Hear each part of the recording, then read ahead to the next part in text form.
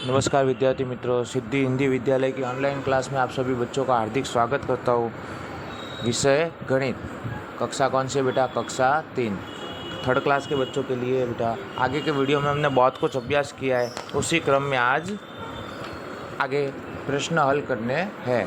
देखते चलो, आइए। देखिए बेटा, अभी तक हमने जोड़ घटाव वाले डायरेक्ट प्रश्न ही किए। हमने जोड़ और घटाव वाले हमने डायरेक्ट प्रश्न ही किए, पर अब तो प्रश्न हल करने वाला है। सर कैसे प्रश्न हल करने वाले? यानी किसी भी वस्तु के बारे में, किसी भी व्यक्ति के बारे में, या कुछ और दिया होगा, जैसे कि कोई प्रश्न दिया होता है, उसमें जो संख्या दी होगी, अगर उसमें कुल बोला होता है, अगर प्रश्न में कुल बोला होगा तो वह हम क्या करेंगे? जोड़ करेंगे। जैसे कि मानो कि एक उदाहरण ले लेते हैं कि जैसे कि जयेश के पास 5 चॉकलेट है, जयेश के पास 5 चॉकलेट है और महेश के पास भी 2 चॉकलेट है। जयेश के पास कितनी थी? 5 थी, और महेश के पास कितनी थी? 2 चॉकलेट है। तो कुल मिला के चॉकलेट की संख्या कितनी हुई? प्रश्न में सर क्या आया है? कुल आया है। क्या आया है प्रश्न में? कुल। यानी कुल मिला के बोला होगा तो हम क्या कर देंगे वहाँ पे? तो जोड़ कर देंगे सर। क्या कर देंगे? जोड़। तो 5 जोड़ 2 कितना होगा? तो सर 7। कितना होगा? 7। उसी क्रम में ये प्रश्न दिया हुआ है, प्रश्न नंबर 12। क्या दिया हुआ है बेटा? प्रश्न नंबर 12। देखो पहला प्रश्न क्या लिखा हुआ है?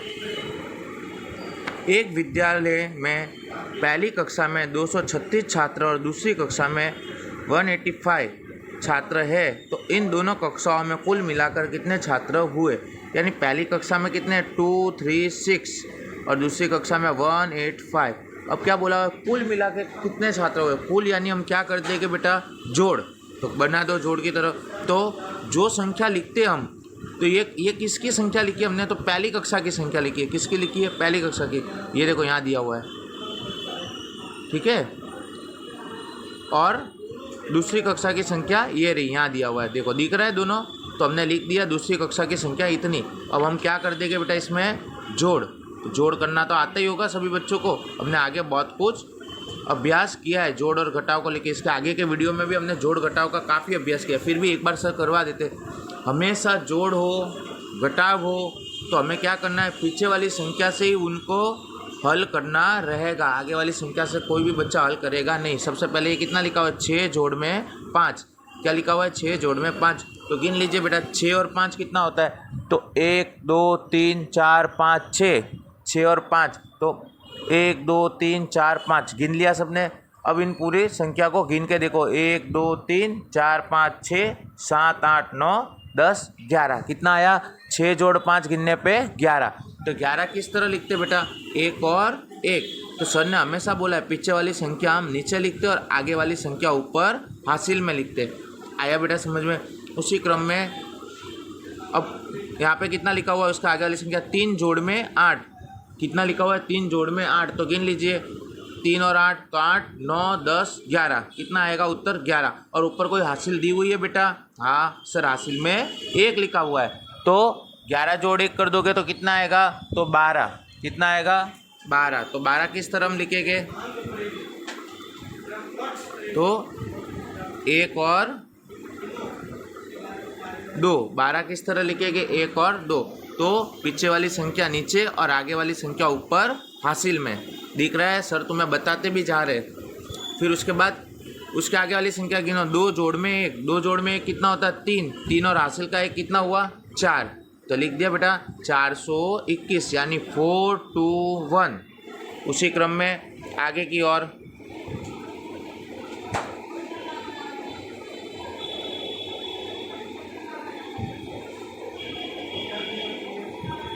देखो, आगे की ओर क्या दिया? दूसरा प्रश्न, एक कारखाने में पहले दिन 280 बल्ब बने, दूसरे दिन 126 बल्ब बने, तो कारखाने में 2 दिन में कुल कितने बल्ब बने? अब समझो कि एक उदाहरण ले लेते हम।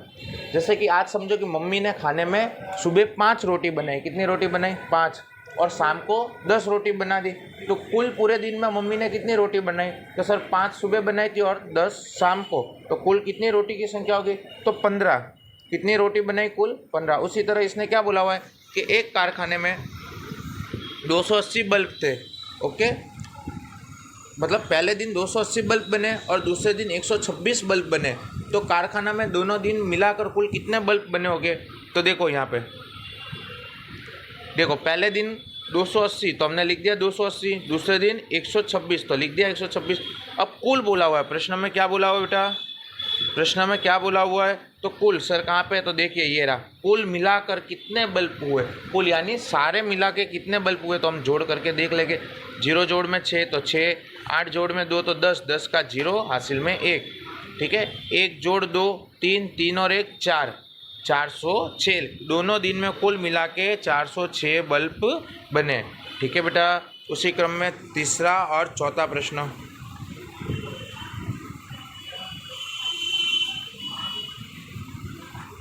चलो तीसरा प्रश्न क्या दिया हुआ बेटा,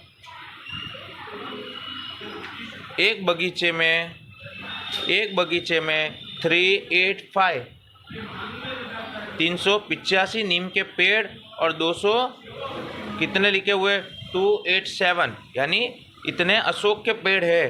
तो इस बगीचे में कुल मिलाकर कितने पेड़ है, मतलब नीम के पेड़ इतने और अशोक के पेड़ इतने, तो कुल मिलाकर कितने पेड़ है। तो सर ने अभी आपको बताया, जहाँ प्रश्न में कुल मिला के मतलब पूछा जाएगा वहाँ हम क्या कर देंगे, जोड़ का चिन्ह, यानी वहाँ पे हम दोनों चीज़ को क्या करेंगे, प्लस करके उसका आंसर निकालेंगे। तो दोनों संख्याओं की दोनों मतलब जो दोनों दिए नीम के पेड़ और अशोक के पेड़, इनकी संख्या लिख दो। देखो नीम के पेड़ की कितनी संख्या दी हुई है, लिख दिया।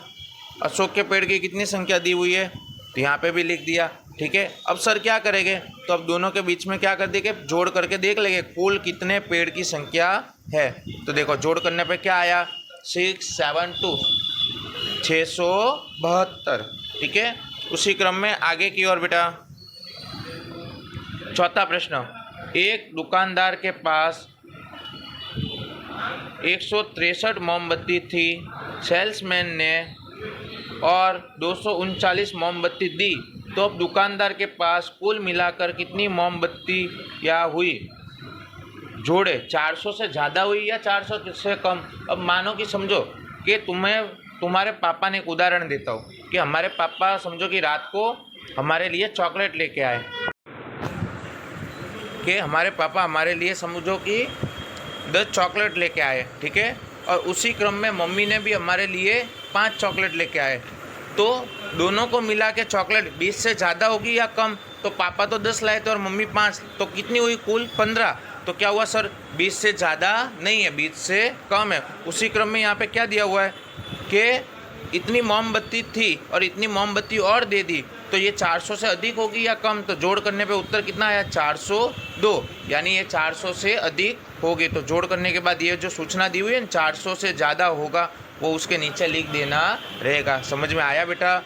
उसी क्रम में प्रश्न नंबर 5,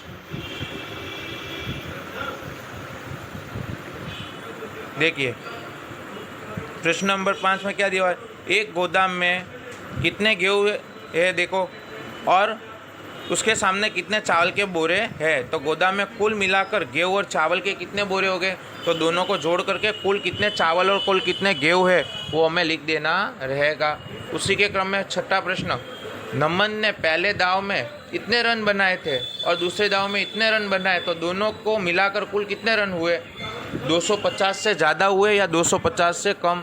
तो हम जोड़ करके देख लेंगे, उत्तर कितना आया 247, यानी 250 से कम रन बने थे, 250 से ज़्यादा रन बने नहीं थे। ये जोड़ हमें खुद को करनी रहेगी बेटा, ठीक है। सर ने सारा हल करके तुम्हें बता तो दिया है, पर कैसे करोगे, पहले प्रश्न लिखोगे उसके नीचे उत्तर, प्रश्न लिखोगे उसके नीचे उत्तर। प्रश्न नंबर 7, उर्मी के पास 209 रुपये थे, उमंग के पास 309 रुपये थे। अब उर्मी के पास कितने रुपये हुए, उर्मी के पास कितने रुपये हुए, जोड़ो 500 से ज़्यादा या 500 से कम। मतलब समझो कि उर्मी के पास 209 रुपये थे और उमंग ने उसे 309 रुपये और दे दिए, तो उर्मी के पास कितने हो गए, तो 518। कितने हो गए, 518, यानी 500 से ज़्यादा हुआ या 500 से कम, तो सर 500 से अधिक पैसे हो गए। समझो कि तुम्हारे पास 20 रुपये है और पापा ने 10 रुपये और दे दिए, ठीक है। तो तुम्हारे पास 25 रुपये से ज़्यादा या कम, तो सर 25 रुपये से ज़्यादा, कुल मिलाकर 30 रुपये हो गए हमारे पास, ठीक है।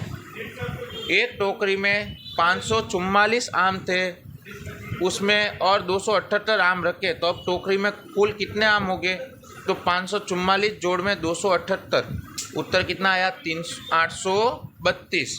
ठीक है, तो टोकरी में कुल 832 आम थे। अब मेरी बात सुनो बेटा, सभी बच्चों को व्यवस्थित रूप से ये 8 के 8 प्रश्न कॉपी में अच्छी तरह से हल करने हैं। और कैसे करोगे, नोटबुक में मतलब एक पेज पे 2 प्रश्न के ही उत्तर, पहले प्रश्न लिखोगे उसके बाद उसका उत्तर लिखेंगे, फिर उसका दूसरा प्रश्न लिखोगे दूसरा उत्तर, मतलब एक पेज पे व्यवस्थित रूप से 2 प्रश्न ही हमें लिखने रहेंगे। ठीक है बेटा, आज के लिए इतना ही, धन्यवाद।